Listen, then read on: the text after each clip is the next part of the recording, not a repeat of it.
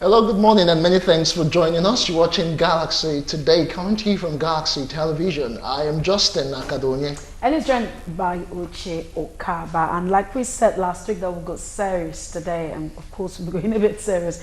We'll be looking at hate speech offenders to be hanged. Yes, just sometime last week, it was everywhere in the media. A report went very popular, where we heard that there is a bill that will be presented at the Senate, and it is proposing that offenders of hate speech should be killed by hanging. And we want to look at that on the show this morning. Is it justifiable death by hanging for people who must have offended one way or the other? And what exactly constitutes hate speeches? Reactions have drilled this development. A lot of people say it is an attempt to gag the press. A lot of people say it is expected. Some people are saying that it is appropriate. What's your reaction to this particular bill that is proposed before the Senate? I would love to hear from you on the show today. Just to us a favor by sending an SMS on a number that will be shown shortly on air, or you can interact with us via various social media platforms using the hashtag Galaxy Today. You can do that on Facebook, Instagram, or on Twitter. All right, we have guests here in Lagos, Ibadan, and of course Abuja, but we will be starting from Lagos. Yes, as usual, we have Adekunle Ojo, a legal practitioner, with us, as well as Mike Onwara, public relations consultant, right here in the studio. Good morning and welcome to Galaxy Today. Thank you so much. It's good to have you. Good morning, gentlemen. Okay, so we are looking at this hate speech of a thing. I mean, reading up on it, the consequences are so, maybe quite enormous. I'm wondering, so if I do something to indict you or say something that makes probably speaks against your ethnic group, or it speaks against your religion, then I'm either sentenced to life in jail, or I pay equivalent of 10 million. I mean, so I don't understand. So for you, in your own opinion, do you think that such speech warrants such an enormous capital punishment? Exactly. Yeah, Uche, your question is very, very apt. But then, what really got me worried about this bill is not the capital punishment that it attracts if the offense is committed, is the fact that it attacks right at the taproot of Section 39, subsection 1 of our 1999 Constitution, which guarantees and protects freedom of expression. Yeah. And that section and subsection is not the only area where freedom of expression is guaranteed and protected, both in Nigeria and universally. In Section 19 of the Universal Declaration on Human Rights, Yes. and Section 9, Article 9 of African Charter on Peoples and Human Rights. So all of these state unequivocally that freedom of expression, freedom of speech is a human right. And now, so I ask myself, is this bill even necessary? Is it necessary at all to have this, single out a bill which has the potential of becoming a law? Is it necessary to have it focusing only on hate speech? Okay. Because I believe we have, enough laws in the country that can cover any issues centering on hate speech. We have, laws on defamation. We also have the Public Order Act or something like that, which hate speech can be dealt, which can deal on health issues, if any such thing even exists. Okay. So those are the things I think come to mind when we talk about this bill. Whether it is first of all necessary, and if necessary at all, should it attract the kind of penalty such that is strict being penalty. proposed? All right, let me come to you now, Barrister Ojo. Okay, given that he said about the necessity of this particular bill, given that we have will I say, bills that are almost similar. We have defamatory, we have that of libel and slander and all of that. And how does this differ from all of these previous laws that we have, and what exactly, in your opinion, would constitute hate speech? Well, let me start by saying that, one, for me, the fact that there is a section in the proposed bill that attracts capital punishment does not mean that the entire bill attracts capital punishment. Okay. The proposal of the bill was specific that if your speech is such that generates a crisis, a threat, violence of a dimension that leads to the death of another, then the punishment for such an offender is for him to be hung until he dies. Having said that much, I'm not supporting that that's the truth, but then I'm just trying to distinguish between, so that the audience back home can be better informed on what we are saying here. Having said that much, my position really is we've had, hate bill is not peculiar to Nigeria. Hate speech law is not peculiar to Nigeria. At the last count, well over 25 countries have subscribed to it. I could remember so well that 2008 or thereabout, after the political crisis in Kenya, whereby because of what persons of a peculiar ethnic group said about the other, it led to some large-scale political crisis. About 1,000 lives were lost.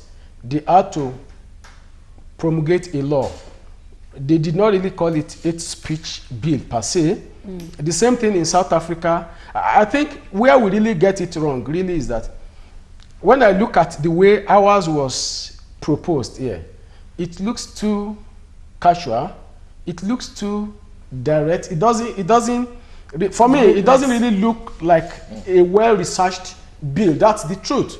You see, the name is too infinitesimal that people will not look at, oh, an ordinary insult will now become an issue. You understand me? So I think peculiarly it should have, the drafter or the proposer should have looked for a better name. If you look at the way the South Africans looked at it, they said an act, a bill, act that prohibits racial discrimination and some other words in that manner. So at the end of the day, you are still able to come to a just end of what you meant. But ours appears too casual, and if you look at it, I agree with one thing.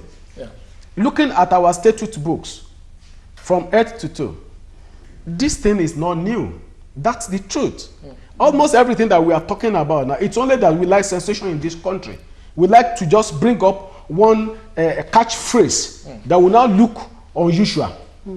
In America, in several other countries, there are speeches that are protected. There are speeches that are not protected. Whatever you say that creates obscenity, like pornography and all whatnot, basically you are not protected. Like he just said, defamation, you are not protected. Yes, agree, there is a particular thing that he captured in his bill. When he said insulting speech, insulting words. Perhaps American will call it fighting words. That means a word that could generate fight where there shouldn't be any. In that wise, you need to be careful of what to say. But beyond this, if you look at the way our criminal code is, if you look at the way even the penal code is. Okay, I asked this question sometimes in 2011. A man was jailed in Jigawa State just because he engineered a prayer against Lamido, the then governor of Jigawa State, and the prayer was that there should be divine retribution against Lamido. At the end of the day, he was jailed. Then the question is this: without this so-called hate speech bill, under what law was he jailed? Okay, sir, we'll continue with it. We just have to quickly run to Abuja. All right, good morning. We have Chido Noma, Coordinator, African Center for Media and Information Literacy. Good morning. It's good to have you on the show. We just want you to react to the hate speech bill that has passed the second reading. And then, of course, people are feeling like, since we have libel and every other every other way of which this can be dealt with. Why do we need a hate speech bill? In your own opinion, can you react to this, please?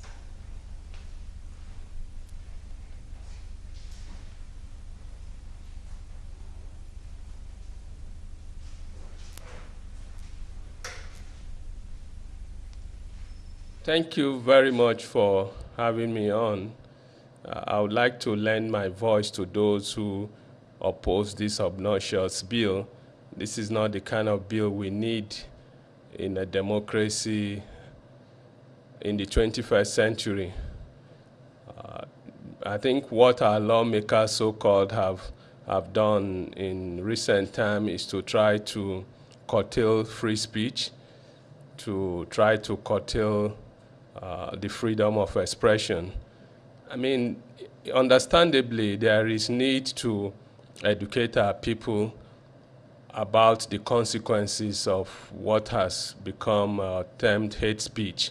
But there are so many issues at stake here. You ask yourself, what constitutes hate speech? Who defines hate speech? What are the parameters? What are the limitations? It's a very slippery slope, and I don't think we should play into the hands of these lawmakers who are doing this for obvious political reason. You ask yourself, there are many things in this country that are killing Nigerians, and nobody has made a law to say die by hanging. I mean, corruption is one. If you look at the level of corruption in this country, many people have been calling for death sentence for corrupt public officials. Nobody has taken that seriously, at least at the level of the National Assembly. So to wake up and institute a law, essentially I think it's just an attempt to frighten Nigerians, to curtail free speech, to curtail the freedom of expression. I don't think it's something that we should allow to pass just like that. Another quick question for you. A lot of reactions have trailed this development. Some people are saying it is an attempt to gag the media, the press, because not too long ago the presidency was in the news cautioning media houses and reporters on how they should or what they should report and the extent to which they could report the speech without making it inflammatory. In your opinion, do you really think this is the case?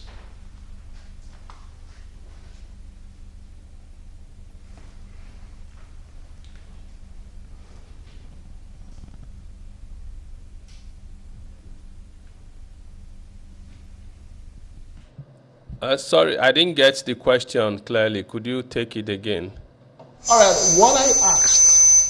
what I asked was, do you think, in your opinion, that it is an attempt to gag the media because the reactions are trailing this development, and a lot of people are thinking it's just an attempt to just silence the media on what they should report about and how far they can go about what they report?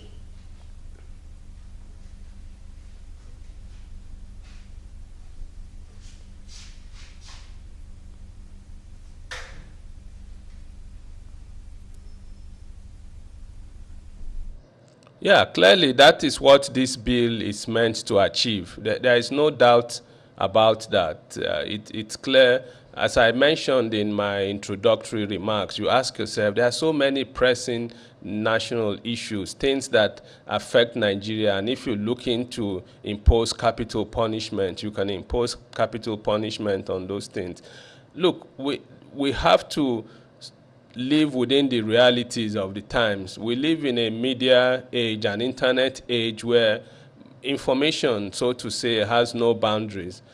There are a number of things that the government, through the National Assembly, they want to do to deal with this issue of hate speech. Media literacy is one, information literacy is another. People need to be educated. The more savvy and educated people are in terms of processing news, in terms of processing information, you can deal with a lot of the problems associated with hate speech. So it's an area that the government really needs to invest in. We're dealing with information explosion. We're dealing with a new media age that people are not used to. So you have to do a combination of creative and innovative things to deal with citizens. But having said that, I think the question we should also be asking ourselves is that what is the basis for this hate speech, so-called? What it means for me is that the country is more fractured today than it has ever been. It also means that there is need for us to begin to focus on building a very virile and sustainable nation. The crisis of nationhood, the existential problem this country faces, are all a reflection on what people call, hate speech. People are taking their anger, their frustration, their anxiety on each other, on social media, on the pages of newspaper and other platforms. I think we really need to do serious introspection as a people, and rather than just devise ad hoc measures that would not get us anywhere. Question from this end. I mean, according to Rogun Dade, a spokesperson for a media watch group called IPC, he said that it is a draconian law that hallmarks dictatorship, which cannot be the solution to hate speech in a democratic society. He further said that what the country needs today is engagement by multiple stakeholders to determine what actually constitutes hate speech and agree on effective measures for dealing with such. Do you agree with this?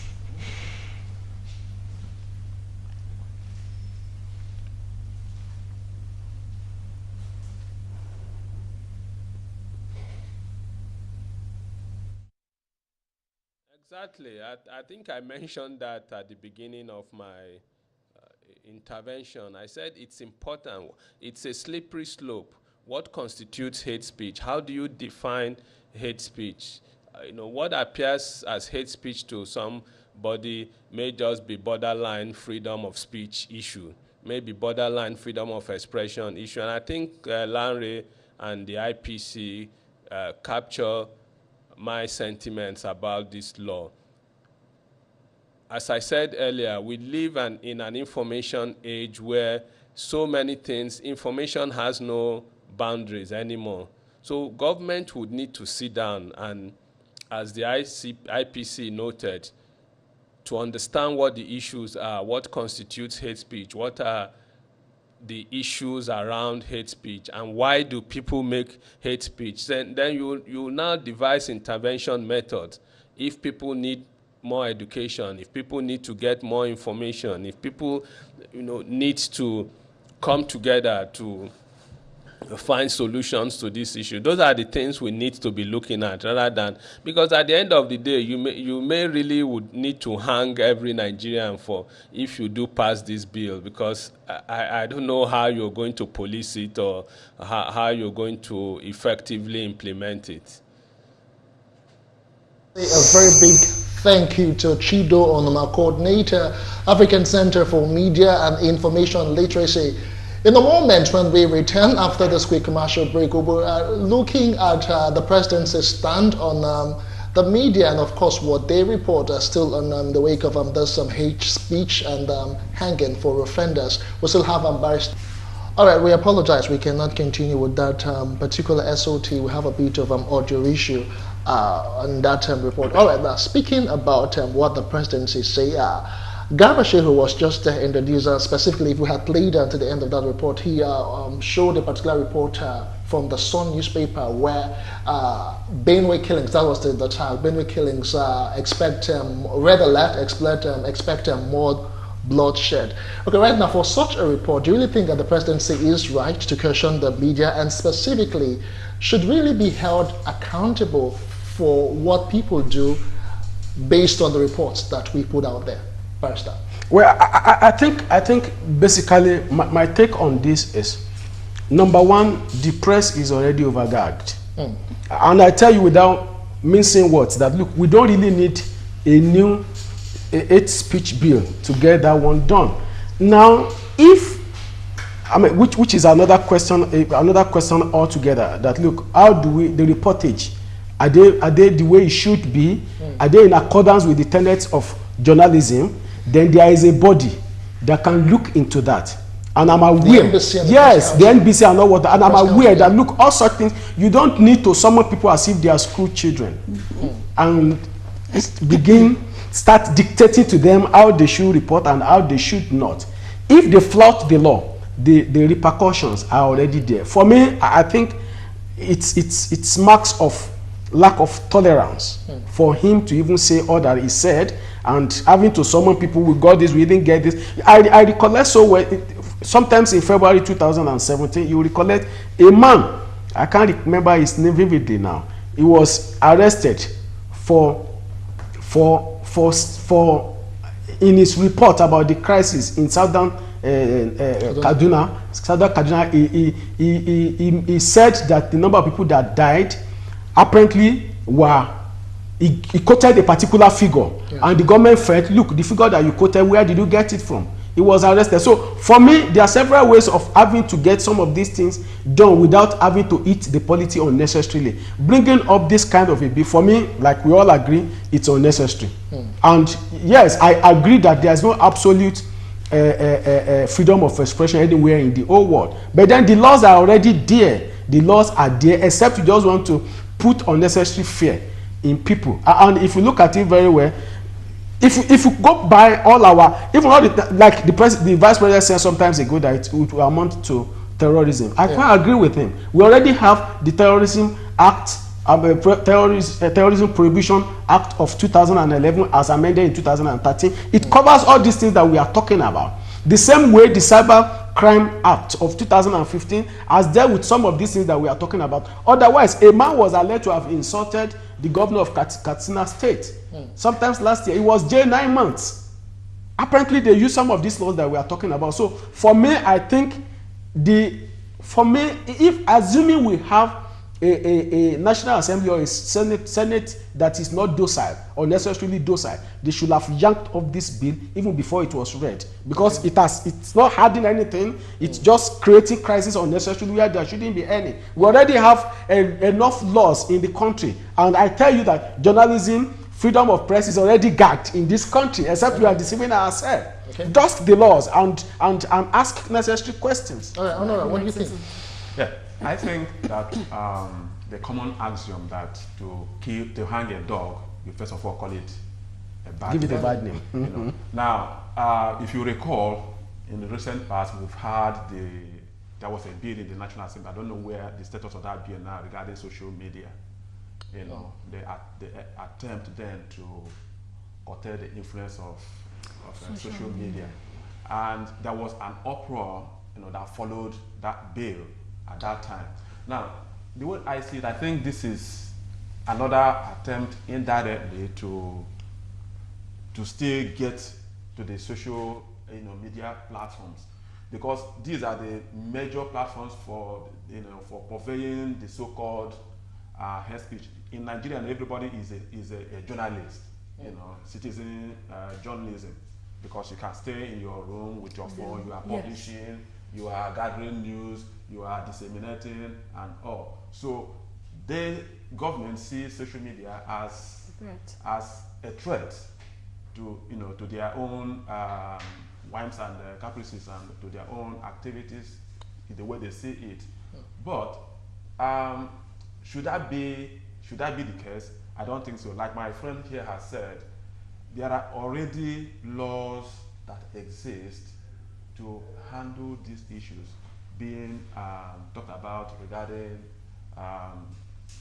the issue that is being discussed. So now going back on this issue of hate speech, how did it start? It reached its height in the days of IPOB and Arewa. Those statements being made here and there.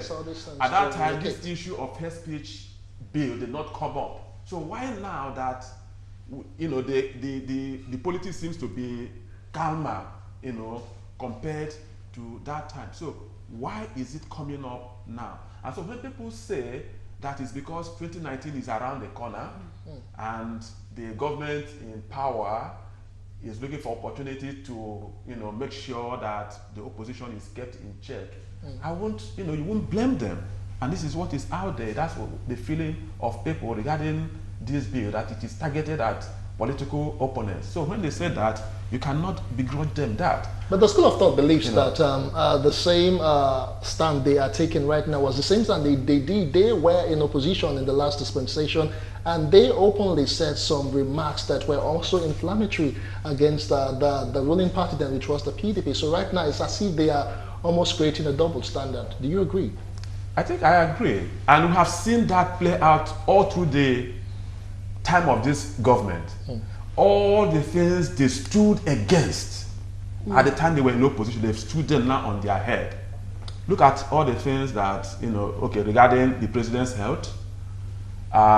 When Yar'Adua was ill, and the APC now, as another party then, was constantly an irritation on the government. Declare your health status. Give us blow-by-blow information about your health status. And now when the current man in power, did I say Yar'Adua before? Yes. Now when the current man in power was ill, and the government, the Nigerian people are making the same demand on the government. We saw the Minister of Information, his defenses, and yet he was the same person that was constantly irritating the government about the health of the then president. So, is hypocrisy playing out here? And I think that's right. Okay. Okay, but I just want to read out something here by Abdullahi. He actually said that the hate speech is actually, like what he mentioned earlier, is actually for those who, if you do say, write anything that would lead to the death of another person, that is only when you'll be sentenced to death.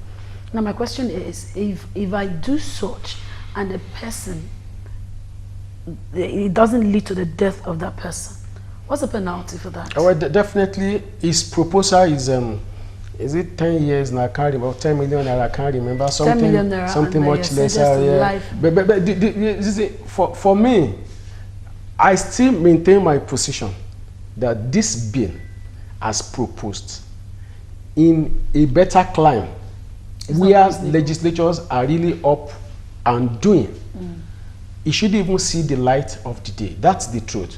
And I said that without me. It's not really about whether it was sponsored by because for me, it's not about Buhari now. For me, it's not about the presidency. For me, it's really about the legislative arm. The man who proposes it happens to be the spokesperson for the Senate.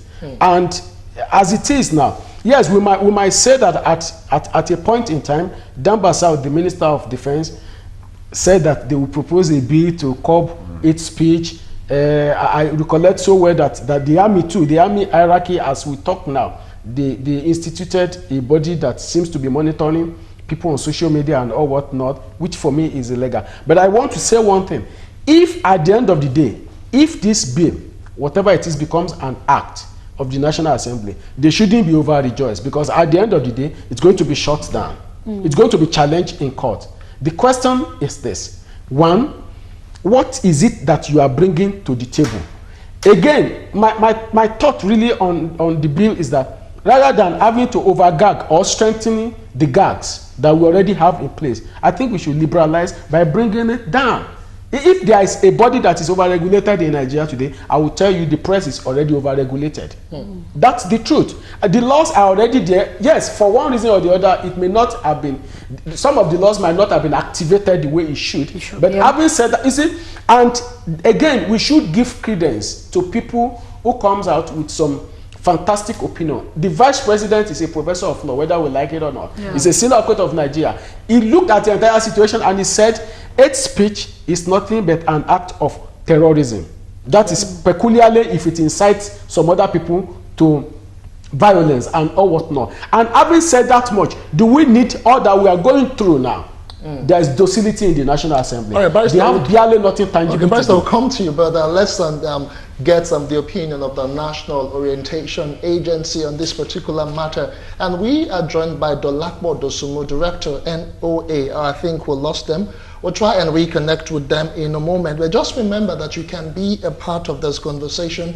If you have a comment, if you have a question, feel free to do so by sending an SMS on the number now displayed on the screen, or you can interact with us on our various social media platforms using the hashtag Galaxy Today. You can do that on Facebook, on Instagram, or on Twitter. All right, we will take a quick break, and when we'll come back, we'll try and reconnect with Oyo in a moment. Stay with us. For the growing incidents of hate speech, especially following the recent incidents in Benue State.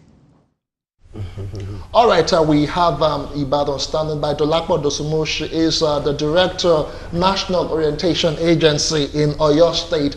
All right, speaking about this hate speech, a lot of Nigerians seem to feel that there is no love lost between various tribes and various ethnic groups in the country. That is one of the reasons we're talking about this right now. Do you agree?